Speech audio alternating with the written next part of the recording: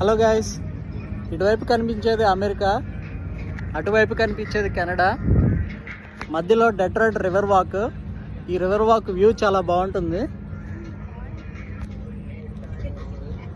ఇది river walk అన్నమాట. ఇది డెట్రాయిట్ రివర్ పక్కనే ఉన్న ఒక అందమైన రివర్ వాక్ అన్నమాట. ఈ బ్యూటిఫుల్ ప్లేస్ డెట్రాయిట్ లోకల్స్ కి మరియు విజిటర్స్ కూడా ఒక విశ్రాంతి ప్రదేశం అన్నమాట.